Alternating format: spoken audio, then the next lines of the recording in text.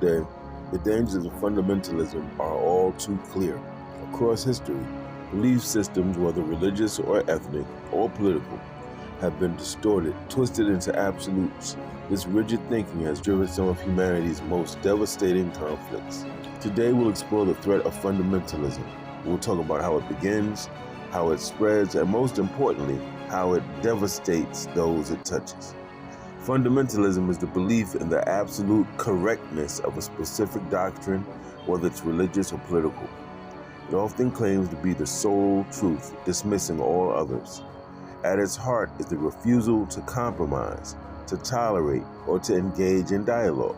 When fundamentalism takes root, it isn't just an ideology, it becomes a mindset, a dangerous lens through which people view the world. And the consequences of this mindset are, to put it mildly, catastrophic.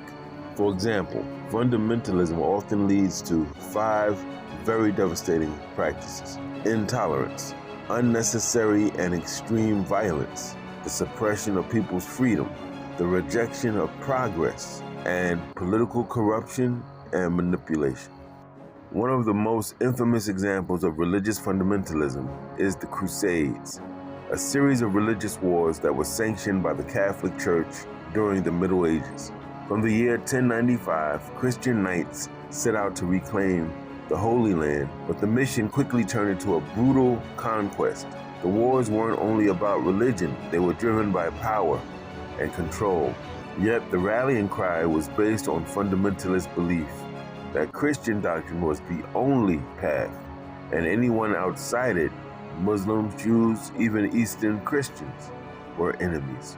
Religious fundamentalism, when taken to extremes, justifies violence in the name of faith. The Crusades, stretching across centuries, claimed the lives of millions and left a legacy of mistrust between cultures that persists to this day. Ethnic fundamentalism can be just as destructive.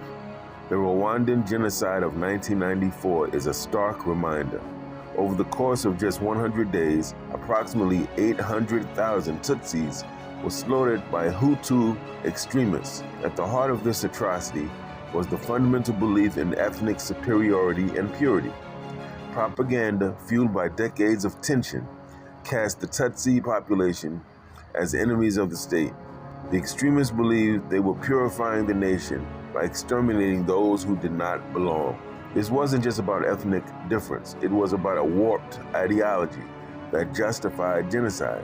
Fundamentalist thinking obliterated humanity, turning neighbors into enemies and perpetrators of unimaginable violence. Whether it is rooted in religion or ethnicity or political belief, fundamentalism creates an irrational and politically destructive us versus them mentality. It thrives on division, fear, and hatred.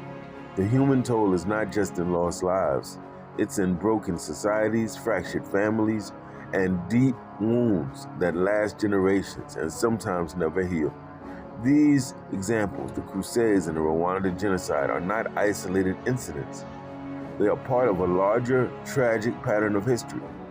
Fundamentalism can rise anywhere, fueled by fear, ignorance, and blind loyalty to a cause. Those of us in the Black nationalist and Pan-African community are correct to fight for self-determination, self-governance, self-defense, and economic and political empowerment. We are also justified in identifying the people and policies that have historically mistreated and exploited us. We do not, however, have the right to become so extremist in our views and loyalties that we reject anyone or any idea that challenges ours. Liberators cannot be oppressors at the same time. In the Black community, we have ample evidence of organizations that became fundamentalist cults that went on to manipulate and even kill Black people for any number of unjustifiable reasons.